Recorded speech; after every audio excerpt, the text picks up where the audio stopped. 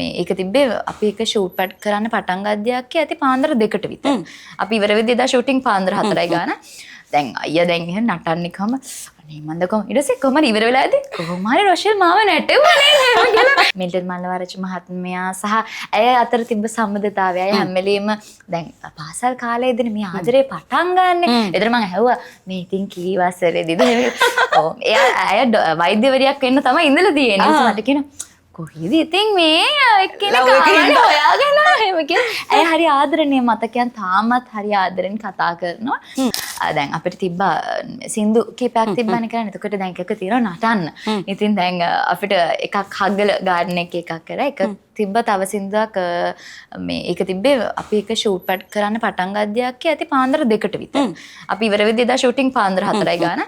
දැන් අයියා දැන් එහෙම නටන්නේ කම අනේ මන්ද කොහොම ඊට පස්සේ කොහමද ඉවර වෙලා ඇති කොහොම හරි රොෂෙල් මාව නැටෙව්වා නේද කියලා මං අර කිව්වේ අර දැන් අර ඔහුගේ ඔහු නැතිවීම ඒ ඔක්කොමත් එක්ක බැලුවාම අර කියනගේ පවුල කෙනෙක් නැති වෙලා වගේ හැඟීමක් සහ දැන් අපි දැන් අහලා තියෙනවා ඒ ඔක්කොමත් එක්ක හැබැයි දැන් මේ සිනමා නිර්මාණයට සම්බන්ධ වීමත් එක්ක දැන් ඇත්තටම පවුල කෙනෙක් වගේනේ අපිට ඒ ටික මට දැනගෙන යද්දි අර අපි අර අන්තිම සීන් එක එහෙම කරද්දී ඒ කියන්නේ මම දන්නේ නැහැ ඒ කියන්නේ හරි දුකයි. මේක මෙහෙම වුණොත් හොඳයි අරුණයත් සුනතේත් දැන් ඉන්න සුනතේ ඒක හොඳයි නේද අපි එහෙම කරමු ඔය.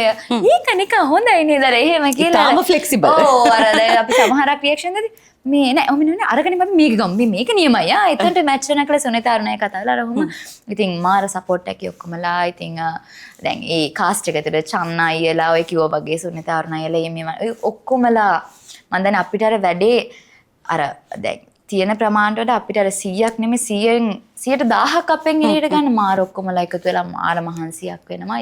ඔහු ඒ මාව මොකද අපේ තාත්තා කැමතිව නෑ මම මේ ශේෂ්ත්‍රයට එනවට.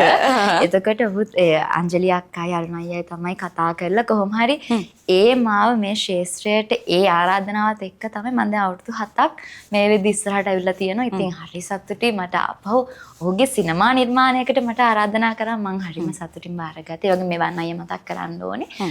ඉතින් ඒ ආරාධනාව මම හිතනවා මට ඒ කියන්නේ සිනමා ශාස්ත්‍රයේ මට ලැබුණු මම ආදරය කරන මට වෙනස්ම චරිතයක් සවනා මාලවරච්චි මහත්මියගේ කැරක්ටර් එක. ඉතින් හරි සතුටින් එදා රෑ මූවි එකත් එක්ක එකතු වුණා. මම මිල්ටන් මාලවරච්චි මහත්මයා කවුද කියලා අහපු ගම රොෂාන්මයි කියපු ගම මට මාර සතුටක් ආවා. ඇත්තටම මම ඔහුත් එක්ක වැඩ කරන්න හරි ආසාවෙන් හිටියා.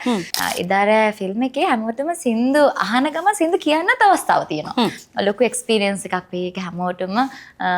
ඉතින් මම ඒ සින්දු අමරණීය කටහඬක් කියන එක ඒක අපිට ආයේ කවදාවත් මේක වෙනස් වෙන්නේ නැහැ කියලා කියන්න ඕනේ. කියන්නේ ඕනම පරම්පරාවකට සහ ඕනම කෙනෙක්ට දැනෙන සින්දුවර විරහව කිව්වොත් මම හිතන්නේ මතක් වෙන්නේම මිල්ටන් මල්ලවරච්චි මහත්මයාගේ සින්දු ටික අපිට දෙනවා ප්ලේලිස්ට් එකට. මම අරුණ අයියගෙනුත් හොඳ කමෙන්ට් එකක් හම්බුණා. මෙවන් අය සුනෙත් අය ඒගොල්ලෝ වෙනම කියලා. දැන් කාස්ට් එකෙන් මට රොෂාන් අය මම එළියට ආපු ගමන් මට රොෂාන් අයව මීඩියා රිලීස් එකේ අපි ෆොටෝස් ගන්න වොයිස් කට්ස් වලට ගිහලා මට හම්බ වෙන්නේ ටිකක් වෙලා ගිහිල්ලා අයියා එනකොට මං ගියාම මාරයි ඔයාගේ එක්ස්ප්‍රෙෂන්ස් ටික මං ආසයි ඔය කළා තියෙන ලස්සනයි ඒක මාරයි ස්ක්‍රීන් එකට මං කිව්වා අපේ අම්මා ආච්චිලා ඒගොල්ලෝ කවදෙන්නේ දැන් ඉතින් මේ ඉක්මන ඊට දැන් මං ඔක්තෝබර්නේ තිබ්බේ අපේ කලින් ඩේට් එකත් එක්ක කල් තියෙනවා නේද එතකොට සෙප්ටෙම්බර් 18 නේ එනවනේ කවදාද අර එහෙම ඒගොල්ලෝ අර මාර එක්සයිටඩ් ඔක්කොමලා බලාගෙන ඉන්නවා